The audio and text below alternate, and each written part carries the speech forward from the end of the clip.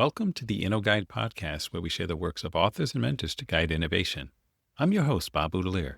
This podcast, my website, my newsletter, and my community are focused on helping you discover the secrets of innovation in the age of AI.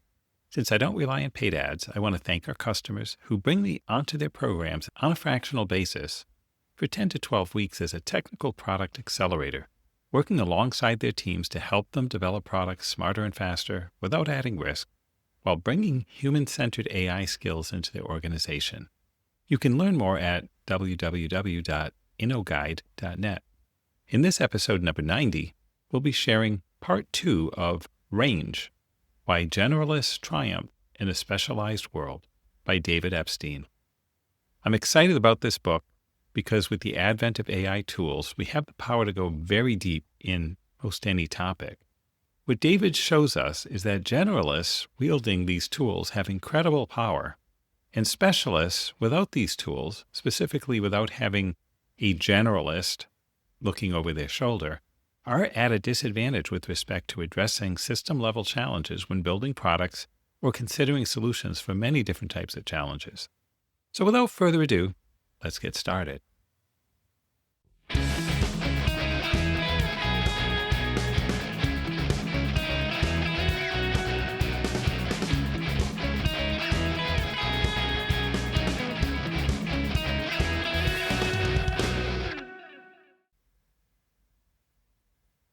Chapter 7, Flirting with Your Possible Selves. In this chapter, David explores something that might feel counterintuitive in a world obsessed with 5-year plans and career trajectories. The question we're diving into here is deceptively simple. What if the winding path isn't the exception, but it's rather the rule for success? He starts with Frances Hesselbein, a woman who never applied for a single one of her 4 CEO positions. In fact, she tried to turn down 3 of them. Growing up in Johnstown, Pennsylvania, the daughter of a man in a steel town where punctuality was sacred, Frances dreamed of becoming a playwright. But when her father died, she left college at 17. She became an admin's assistant and then supported her husband John's photography business however she could, painting dogs to look like portraits if that's what was needed. At 34, when asked to lead a Girl Scout troop temporarily, she declined 3 times. But when she was told the troop would disband without her, she agreed to do it for 6 weeks, and then stayed 8 years. This became the pattern of her life, accepting roles she never sought, chairing a United Way campaign as a woman that was virtually unheard of, then reluctantly accepting the executive director position at the local Girl Scout Council. By 1976, at age 60, Frances was interviewed for the CEO position of the National Girl Scouts organization. The institution was in existential crisis. Girls were preparing for unprecedented numbers in college and careers, yet the organization hadn't modernized. Unlike her predecessors, university deans and MIT PhDs, Frances lacked traditional credentials, yet something shifted in that interview. She spoke boldly, proposing total transformation, circular management instead of hierarchies, handbooks for specific age groups, diverse representation in all materials. She made diversity the primary organizational problem, and she got the job.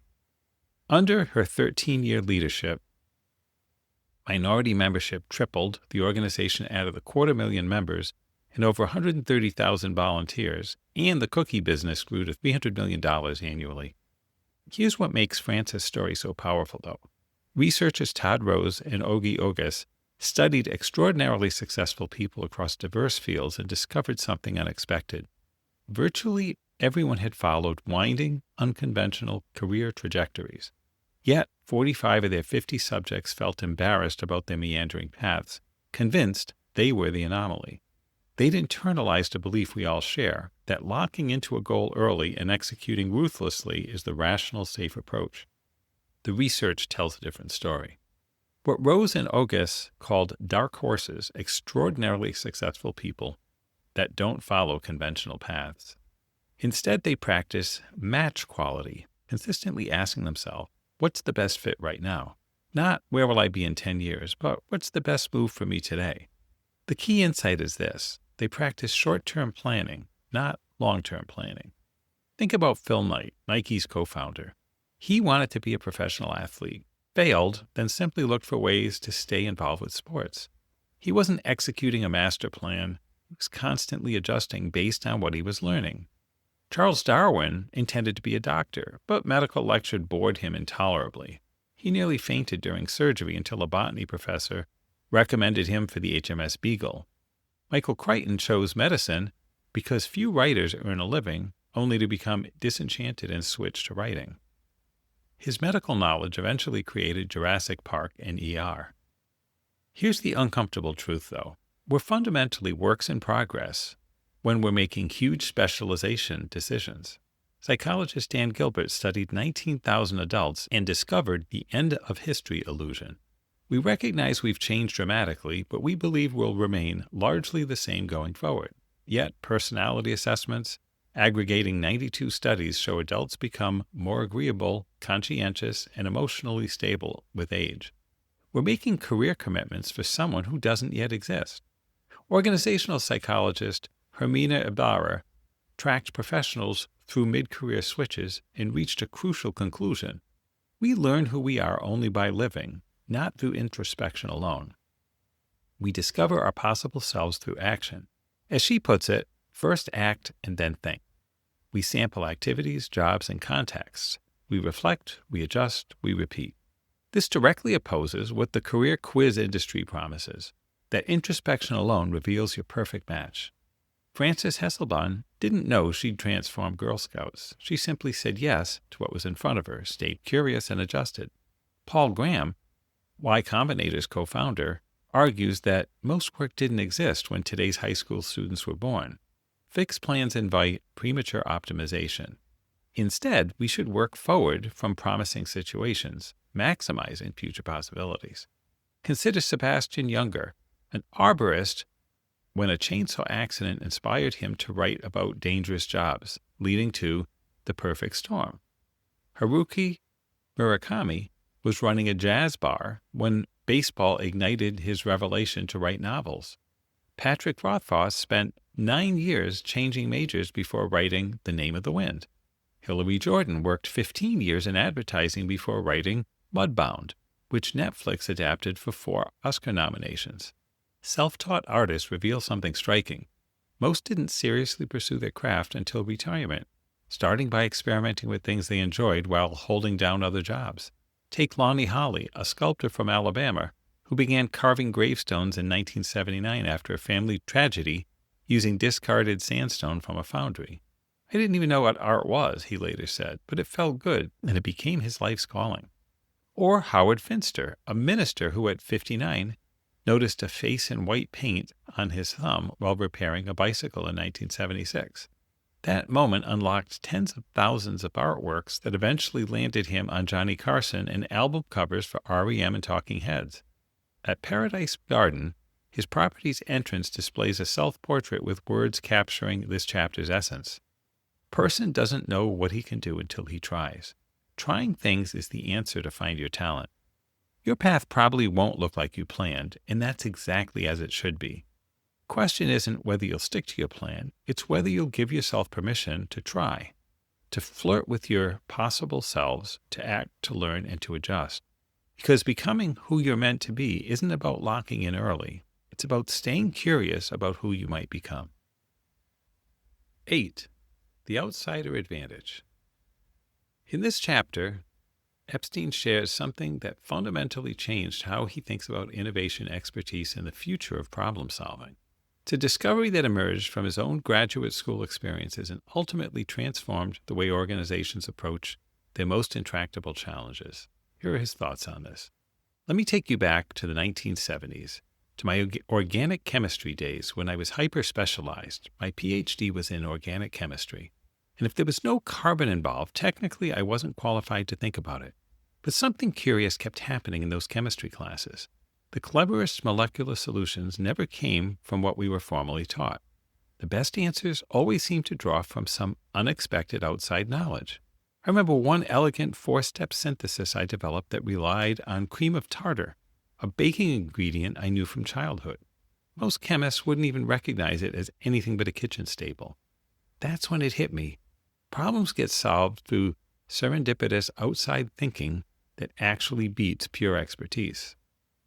Years later, as VP of R&D strategy at Eli Lilly, I got the chance to test this theory at scale. In 2001, I proposed posting 21 unsolved problems online for anyone to tackle.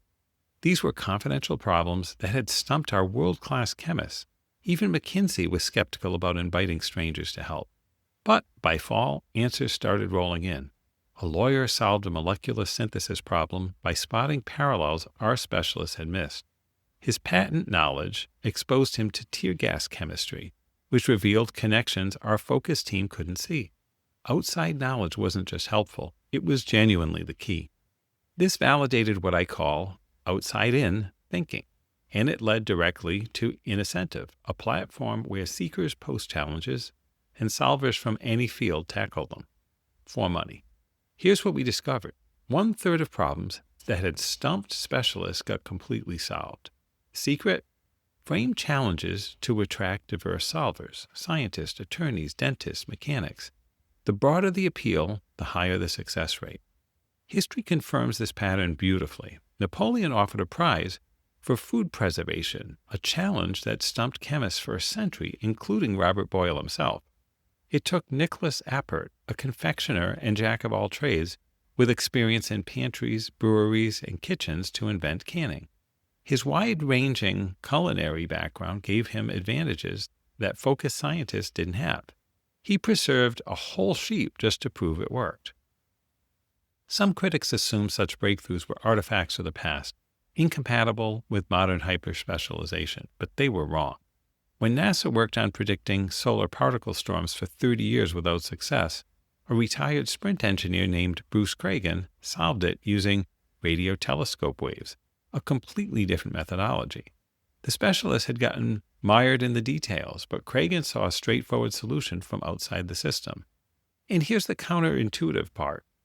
The further a problem sits from someone's area of expertise, the more likely they are to solve it. I'll say that again because it's counterintuitive. The further a problem is from someone's area of expertise, the more likely they are to be able to solve it. When Harvard researcher Karam Lakhani studied innocentive solvers, this pattern kept emerging.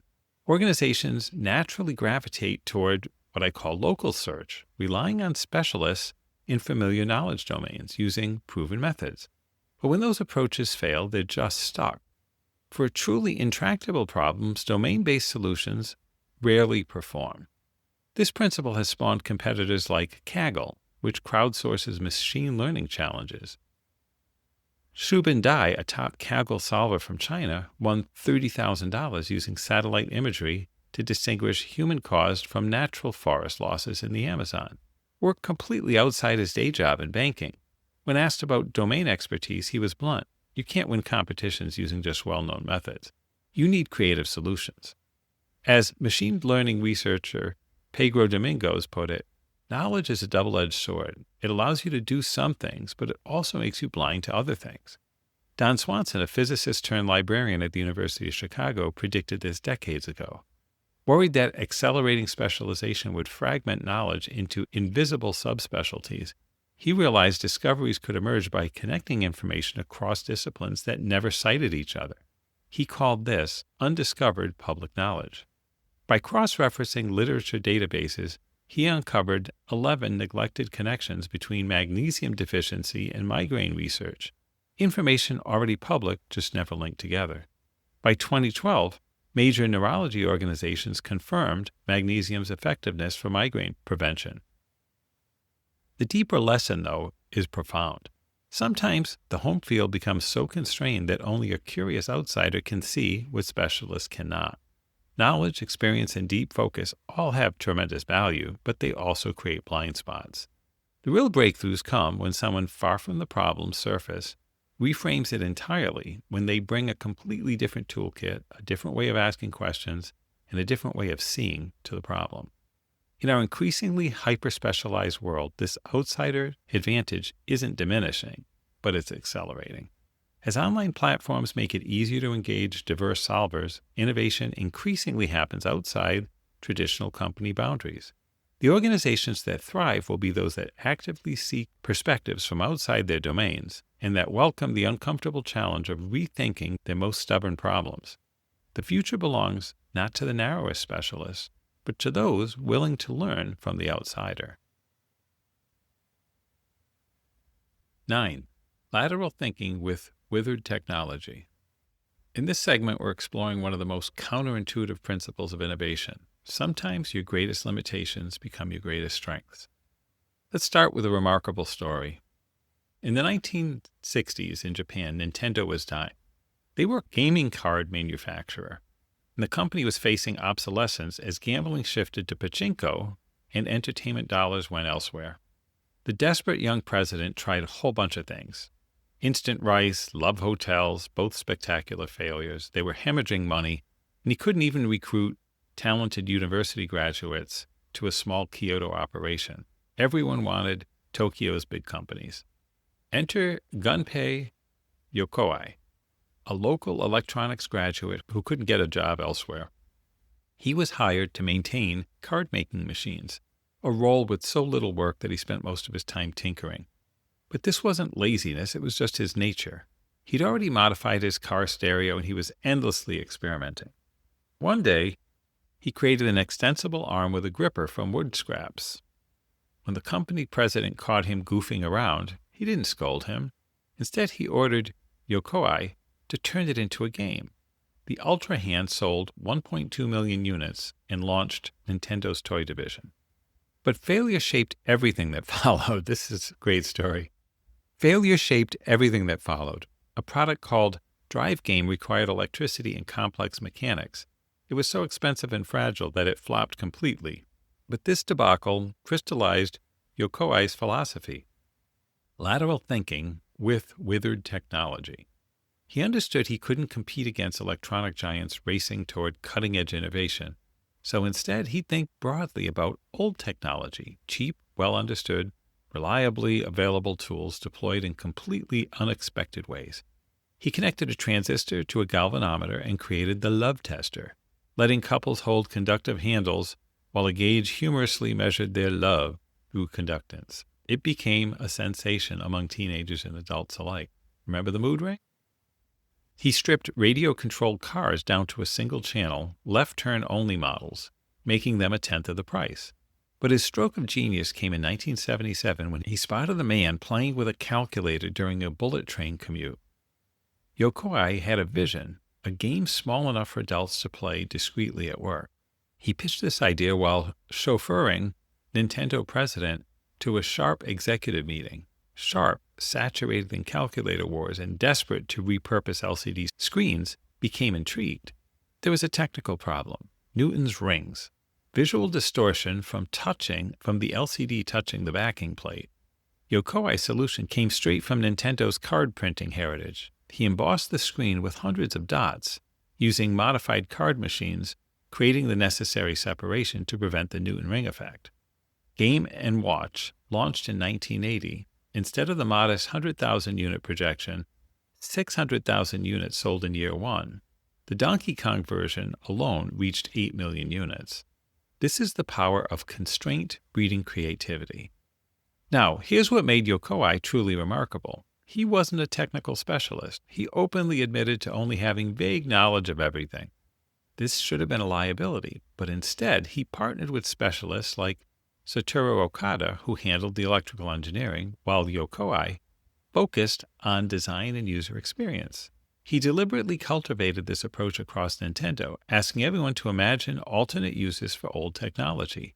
He'd blurt out wild ideas in meetings to encourage younger engineers to do the same, preventing them from becoming paralyzed by fear or looking foolish. This brings us to what researchers call functional fixedness, our tendency to see objects only in their familiar uses. It's the candle problem. People struggle to attach a candle to a wall without dripping wax because they can't imagine using a box of tacks as anything other than a container. Yokoi operated with the tacks always outside the box. The pattern is clear. When Yokoi stayed true to his philosophy, repackaging existing technology in clever ways, he created Game & Watch and Game Boy. The Wii, developed after his death, following his doctrine, used simple, previous generation technology with motion controls that opened gaming to entirely new audiences, including Queen Elizabeth II.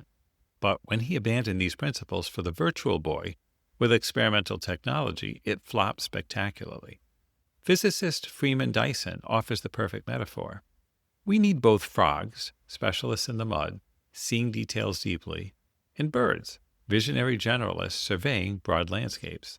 Neither is superior alone. Science needs both. Remember that, frogs and birds. Consider Andy Ouderkirk, a physical chemist at 3M, obsessed with challenging Brewster's law. He created multi-layer optical film by layering hundreds of polymer sheets. Everyone said it was impossible. An expert's technical book claimed the technology couldn't work. But Ouderkirk observed that iridescent butterfly wings in ordinary plastic water bottles already demonstrated the principle. The expert, he noted, didn't know the adjacent stuff. When researchers studied 3M inventors systematically, they discovered something fascinating. Polymaths, people with significant depth in one area plus exceptional breadth across many domains, were the most successful. They constantly learned adjacent technologies, expanding their breadth while actually losing some depth. Ouderkirk's examination of 10 million patents revealed a striking trend. While specialist contributions peaked around 1985, they've since declined dramatically.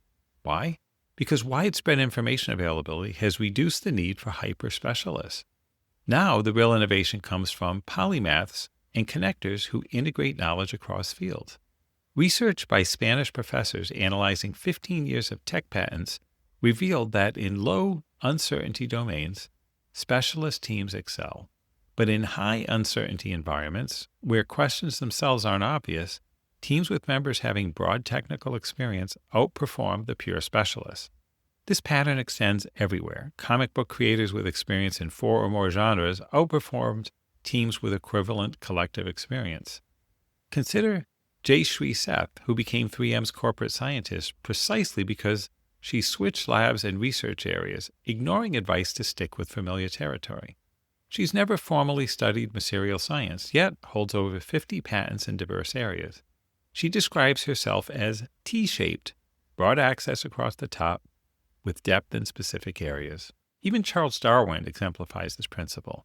He maintains simultaneous involvement across numerous interconnected projects, what research Howard Gruber called a network of enterprise.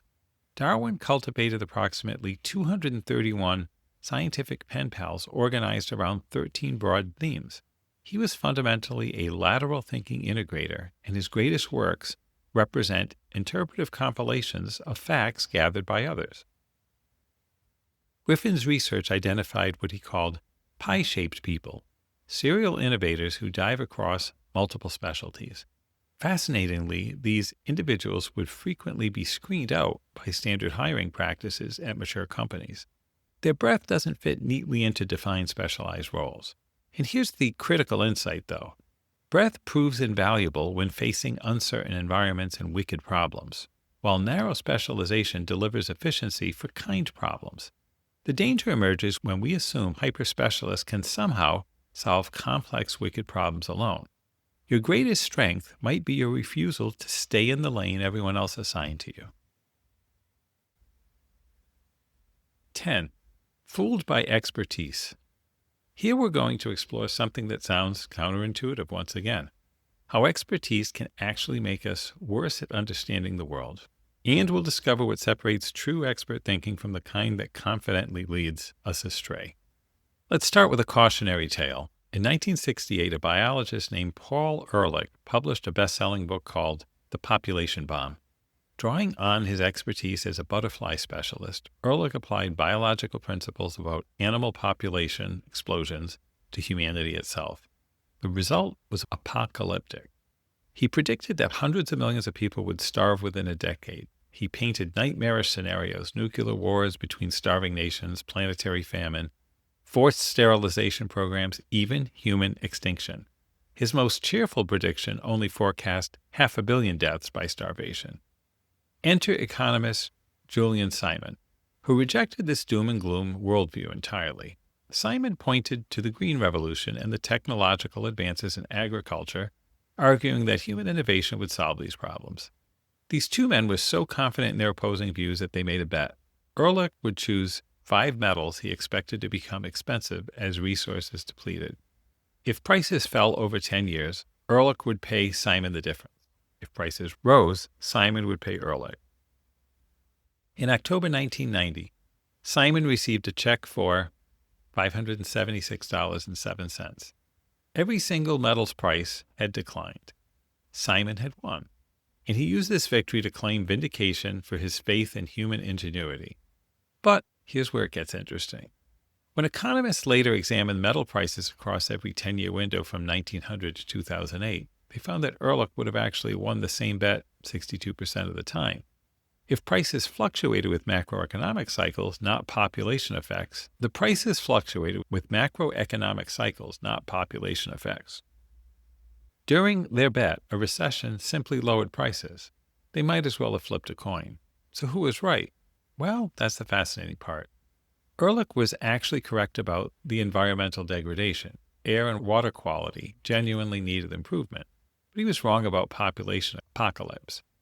Simon, meanwhile, was right about innovation's impact on food and energy, but wrong that market forces alone would improve air and water quality. Those improvements actually required the very regulations Ehrlich advocated for. Both men became increasingly dogmatic, bending contrary evidence to fit their existing frameworks. Rather than sharpening each other's arguments, they dug deeper into opposing trenches, each convinced they'd won while ignoring the valid points the other had made. This dynamic prompted a psychologist named Philip Tetlock to conduct a groundbreaking study. Over 20 years, he collected more than 82,000 probability estimates from nearly 300 highly educated specialists, all with over 12 years of relevant experience. The results were damning. Experts performed horrifically at forecasting. When they declared events impossible, those events occurred 15% of the time anyway. When they declared sure things, outcomes failed 25% of the time. And amateurs matched experts' accuracy while making fewer extreme predictions. Expertise, it seemed, was making people more confidently wrong. Tetlock identified 2 types of thinkers: hedgehogs and foxes. I love this. Hedgehogs knew one big thing and bent every event to fit their theory. Foxes, on the other hand, drew from multiple traditions and integrated contradictions. Foxes vastly outperformed hedgehogs, and here's what really matters. As hedgehogs accumulated expertise, they got worse. More experience gave them more material to fit into their narratives, which explains why they make such compelling television. But the story doesn't end with criticism. The Good Judgment Project, run by Tetlock and his colleagues, identified something remarkable. Super forecasters. These weren't decorated specialists with classified information access. They were bright people with wide-ranging interests, but no particular relevant background. When organized into small teams, these foxes became 50% more accurate than individual super forecasters. They outperformed both massive prediction crowds and sophisticated prediction markets. Consider Scott Eastman, one of these super forecasters. He's been a bicycle mechanic, house painter, company founder, trust manager, photographer, and lecturer. His diverse experiences gave him perspective that narrow experts couldn't match. He was remarkably accurate on Syria, but discovered that his Russian expertise actually hurt him. As he realized, if you're too much of an insider, it's hard to get a good perspective. These super forecaster teams operated through what I call extremely polite antagonism. They disagreed without being disagreeable, constantly challenging each other's reasoning and sharing information. Compare this to prestigious international banks like Barclays and J.P. Morgan Chase. When psychologist Gert Gejerzner analyzed their dollar-euro predictions from 2000 to 2010, he concluded they were worthless. In 6 of 10 years, the actual rate fell outside all of the 22 banks' predictions combined. They missed every directional change that decade. So what separates super forecasters from everyone else? Active open-mindedness.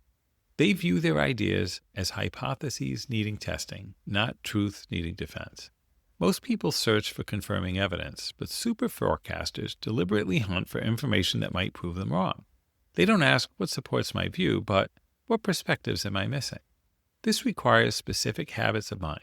The first involves analogical thinking. Rather than obsessing over unique internal details of a situation, skilled forecasters generate lists of separate events with deep structural similarities. When Greece considered exiting the Eurozone, something that never happened, skilled forecasters didn't rely on Eurozone expertise. Instead, they grounded themselves in precedents: failed negotiations, exits from agreements, forced currency conversions. This outside view proved far more valuable than hedgehog-style deep expertise. The second habit involves rigorous postmortems on predictions, especially failures. But here's the crucial part. Good judges update their beliefs differently than poor ones. When outcomes surprise them, boxers adjust their ideas, but hedgehogs barely budge. Some double down, becoming more convinced of the beliefs that misled them.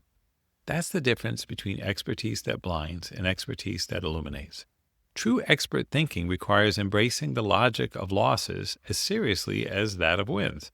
It requires intellectual humility, diverse perspectives, and the willingness to let evidence change your mind.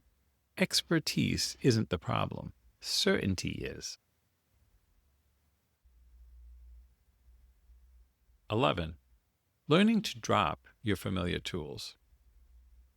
This chapter will walk through one of the most deceptively simple case studies ever taught in business school, one that's fooled students worldwide for 3 decades. And more importantly, he will show what this failure teaches us about the tools we cling to and why learning to drop them might be the most important skill we never practice.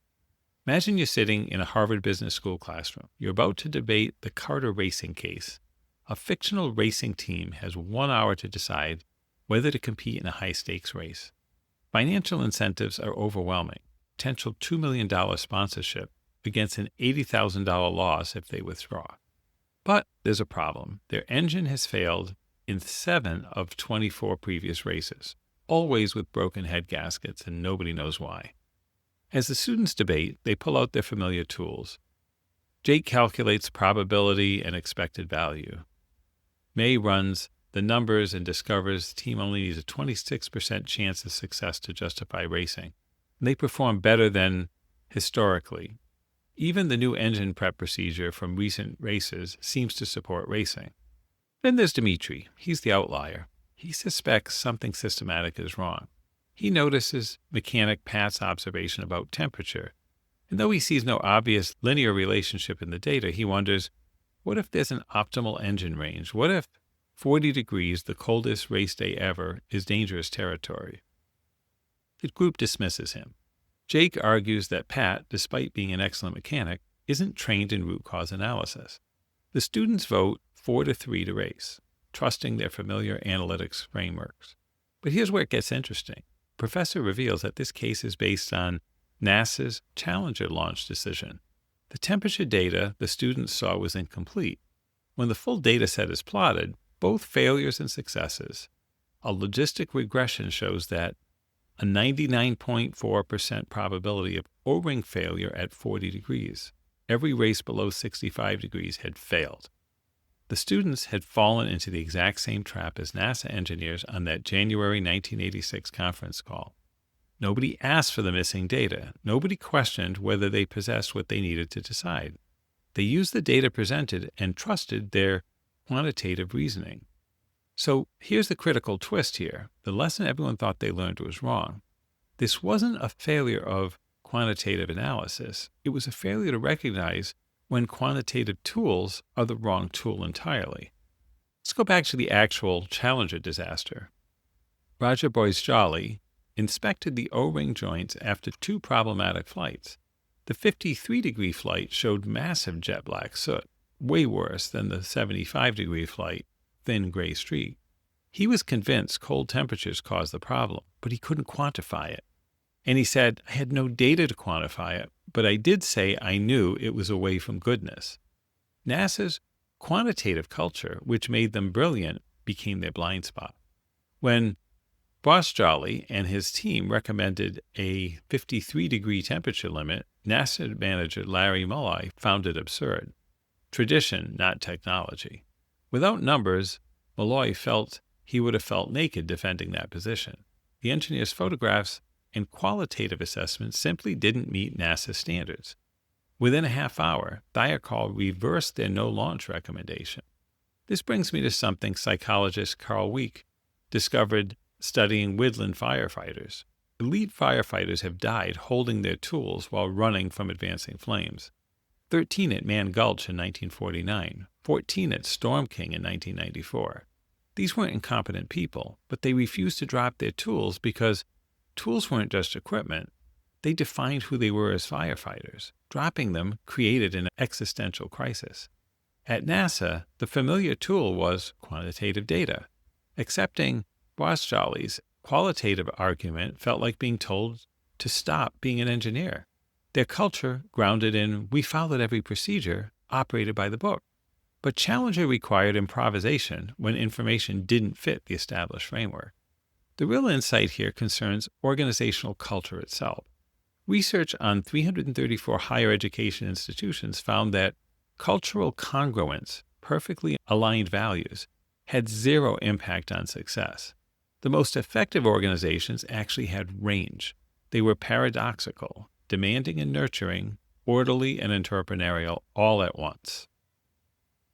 During Apollo 11, Gene Kranz insisted on data but actively sought opinions all across hierarchy levels.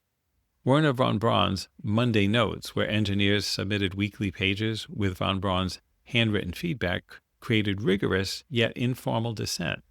But when William Lucas took over NASA's Marshall Space Flight Center, he eliminated this tension. He stopped providing feedback and turned the notes into standardized forms.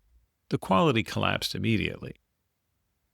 By Challenger, NASA had extreme congruence, process accountability combined with collectivist norms. Everything reinforced conformity. Dissent happened only in private offline caucuses, not where decisions mattered. But some individuals learned these lessons. Robert Gavetin understood something crucial. The chain of communications need to be completely different from the chain of command. He didn't want rigid formality. He wanted a culture where anyone felt responsible for speaking up. When he faced the gravity probe beta decision in 2003, he went prospecting for doubts. Despite formal recommendations to proceed, he held informal meetings and discovered real concerns. He overruled the consensus and scrubbed the launch. Once the box with the suspected problems came off the probe, engineers found 3 additional design problems invisible in the schematics, plus 20 separate issues throughout the circuit. The probe would not have been a successful launch. When Gavetin became CEO of BWX Technologies, he wrote a memo to retired military leaders. Disagreement during decision-making is healthy. Compliance comes after decisions are made. He distinguished between chain of command and chain of communication. Research on Himalayan climbing teams revealed that hierarchical cultures achieved more summits but suffered more deaths. The problem wasn't hierarchy, it was one-way communication that obscured the problems. The danger emerges when we become specialists with single tools. Interventional cardiologists place stents reflectively, yet randomized trials show stents prevent 0 heart attacks in stable patients. Orthopedic surgeons routinely shave torn menisci, but finished studies found sham surgery had identical outcomes. No tool is omnicompetent. We need people who've collected entire tool sheds rather than clinging to master keys. The greatest challenges facing humanity require us to drop our familiar tools and pick up new ones. That's not a sign of weakness. It's the mark of true expertise. 12. Deliberate amateurs. Let's talk about Oliver Smithies, a Nobel laureate whose career path would horrify anyone obsessed with optimization and specialization. On Saturday mornings in his Toronto lab back in 1954, Smithies did something radical. He abandoned the constraints of structured work entirely. He didn't measure carefully. He didn't justify his experiments. He simply pursued whatever intrigued him. You see, his primary project studying insulin had hit a wall.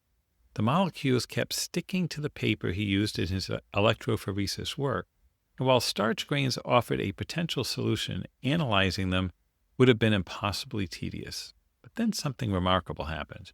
Childhood memory surfaced. watching his mother starch his father's shirts, noticing how the starch congealed into jelly when it cooled. Smithies raided supply closets, cooked starch grains into gels, and applied electric current. The molecules separated perfectly by size. That Saturday morning experiment launched gel electrophoresis, a technique that revolutionized biology and chemistry and became fundamental to DNA and blood serum analysis. But here's what's fascinating about Smithies. He never specialized the way we think specialists do. He trained in medicine, but pivoted to chemistry after hearing a professor describe a newly emerging field combining both disciplines. Rather than feeling behind, he recognized this hybrid background as a great deal of power.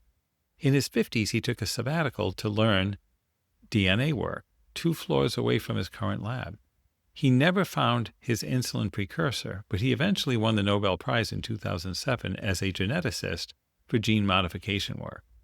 This trajectory defies everything we're told about career success. A provost using data analytics once told me that chemists reliably fall off a cliff 20 years after their PhDs. Smithies laughed at that notion.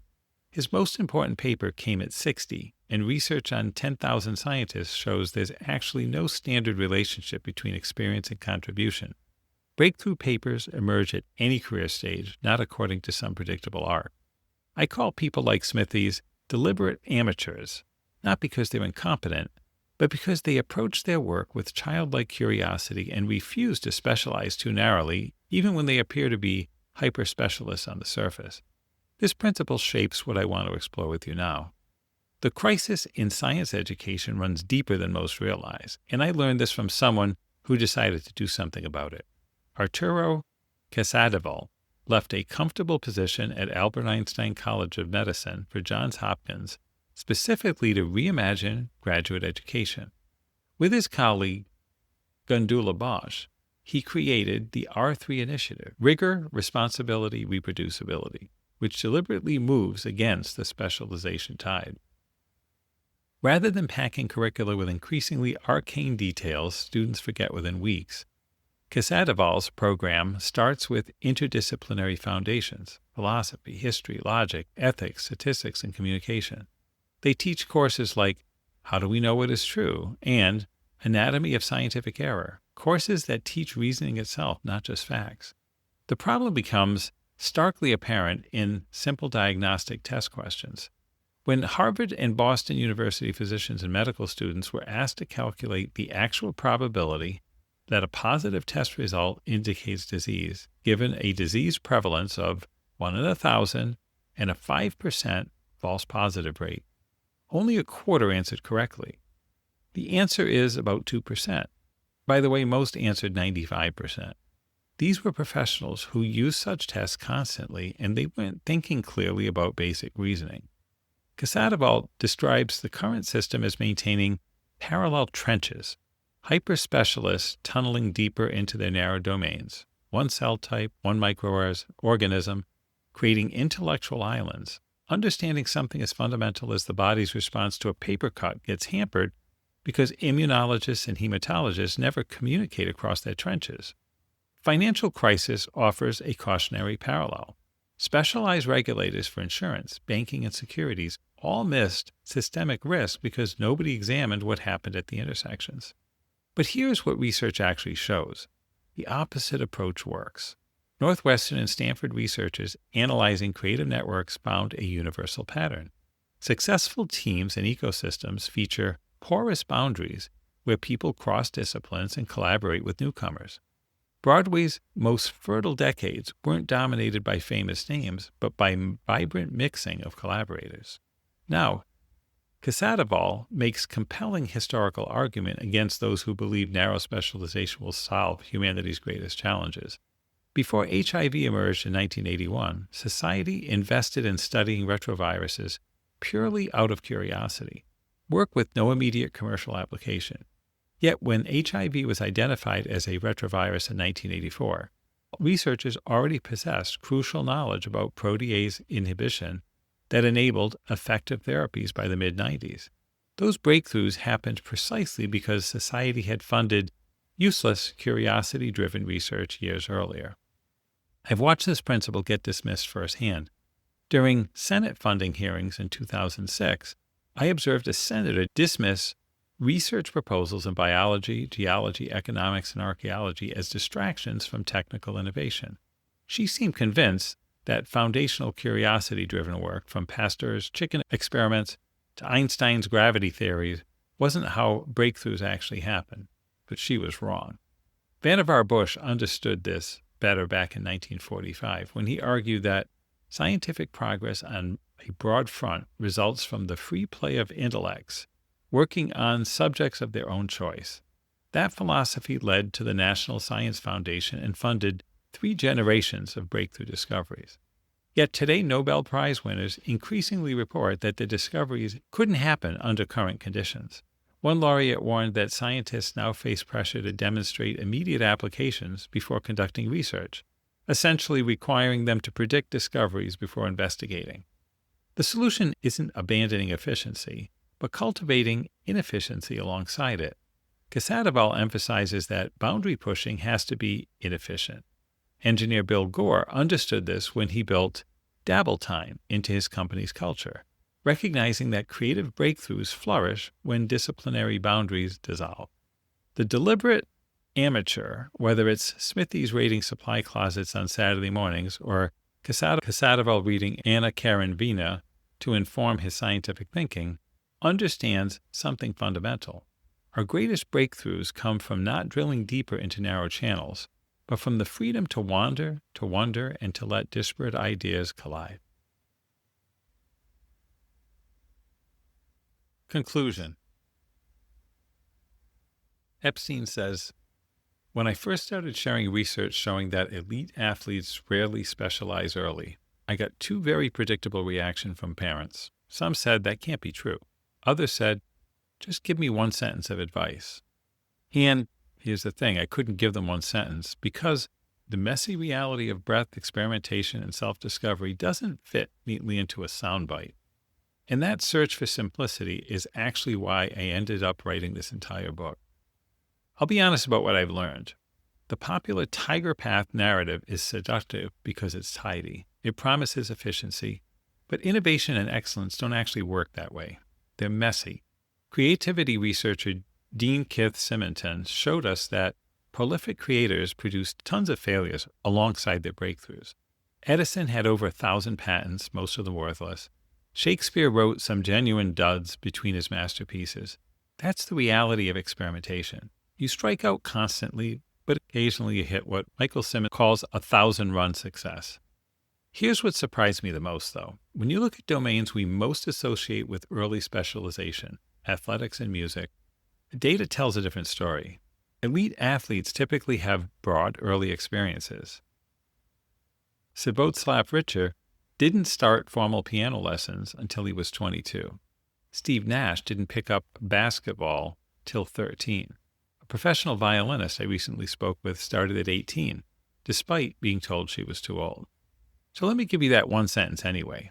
Don't feel behind. Compare yourself to yourself yesterday, not to people who aren't you.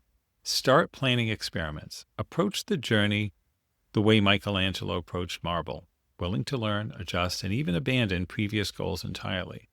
Throughout my research, I've learned something crucial about how people describe their varied career paths.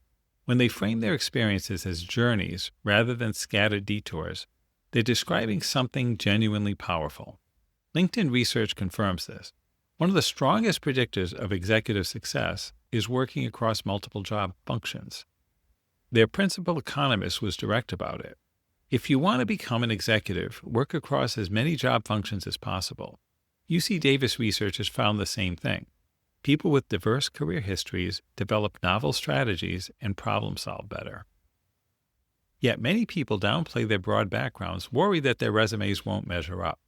A system that forces people to hide their experiences as wasted time is deeply counterproductive. Even Angela Duckworth, who popularized grit, emphasized that premature commitment to a single passion isn't healthy. She took a decade of adult life to commit to psychology. Real grit emerges when you find a good fit. The international research is particularly striking. A 2017 study compared workers with similar backgrounds across 11 countries. Those who received narrow, career-focused vocational training earned more upfront and found jobs more quickly. But over decades, those advantages evaporated. The pattern was especially clear in Denmark and Germany. Early specializers won short-term but lost long-term. The more rapidly an economy changes, the greater the long-term advantage of general education. Take Titus Kapar. He found his artistic identity almost by accident by taking junior college classes to impress an older woman, and discovered a visual intelligence nobody had ever asked him to develop. His most significant work emerged from personal research into his father's prison history, now displayed in MoMA and the National Portrait Gallery. When he received a MacArthur Fellowship, he pushed back against the genius label, noting it suggests innate magical knowledge rather than the messy reality of stumbling onto one's path. He's committed to diversifying entry points into the arts through NXT HVN, offering early career artists stipends and mentoring high school students as paid studio assistants. Serena Williams, often cited as a Tiger Woods-style prodigy, actually participated in ballet, gymnastics, taekwondo, and track before specializing in tennis. Psychologist Ellen Winner suggests that we cannot manufacture the rage to master. The optimal strategy appears to be exposing children to diverse activities and observing what ignites genuine passion. France's approach to youth soccer reveals something important. After structuring their system decades ago, they deliberately emphasized unstructured play over formal competition. French youth players participate in roughly half as many formal games as their American counterparts. Coaches are actually restricted from speaking during most matches. As Ludovic Debreu, who helped design the system, puts it, there is no remote control for the players. Let them play. Here's what really matters, though. Expertise itself can become a liability when the world changes faster than our mastery can adapt. Philip Tetlock's research on expert political judgment revealed something counterintuitive. People with deep knowledge in a field often predict worse than super forecasters who maintain intellectual humility. The difference isn't intelligence, it's active open-mindedness versus clinging to established views. The real danger emerges when experts refuse to abandon tools that no longer work. Carl Wick studied the Man Gulch wildfire disaster, where experienced firefighters died clutching their tools while running from advanced flames. Those firefighters would likely have made it to safety if they had dropped their tools. The Challenger disaster revealed how NASA engineers' familiarity with the space shuttle created a normalization of deviance where anomalies became acceptable. Yet innovation thrives when experts maintain beginner's mind. Oliver Smithies won a Nobel Prize through persistent tinkering. Tu Youyou discovered artemisinin, a malaria cure, by blending deep scientific training with genuine curiosity about ancient Chinese medicine. Andre Geim discovered graphene through playful experimentation. What I've come to understand is this. Range isn't about dabbling aimlessly. It's about strategic breadth, sampling widely enough to discover genuine fit, building analogical thinking skills, and developing intellectual flexibility. In our complex, interconnected era, the ability to synthesize across domains increasingly defines excellence. Your varied experiences aren't liabilities, they're assets. Your willingness to explore different paths isn't indecision, it's wisdom. The future belongs not to those who know the most about one thing, but those willing to learn, unlearn, and relearn as the world changes. Start planning your experiments. Compare yourself to yesterday's version. Trust the power of breath. You're far more changeable than you assume. This book has an afterword as well, which I also enjoyed, but I'm going to stop here. And this has been the overview of Range, Why Generalists Triumph in a Specialized World by David Epstein. I really enjoyed it because he presents so many perspectives on how important the generalist and system thinking mindset is. It gave me a great understanding of how these generalist thinkers help us better use the deep content that comes out of large language models. Essentially, the people who have this architecture system-level generalist view will be the ones who are key to leveraging what comes out of AI systems and the deep thinkers in our society. I recommend picking up a copy because Epstein has many examples that aren't here that I couldn't include in the podcast that will resonate with readers from most any walk of life. Remember, our website is www.innoguide.net, where we have many resources for innovators, those who want to get their timeline slip under control in the medical product development process, including how to leverage AI in that process, and to help those who want to build medical products that will support embedded AI and machine learning now or in the future. Know that you'll be learning it from someone who's worked in medtech for 30 years and has led teams who developed and delivered 66 medical products. I want to thank Steve McIntyre for producing this, and I really want to thank you for joining us. Look forward to seeing you next time. That's a wrap.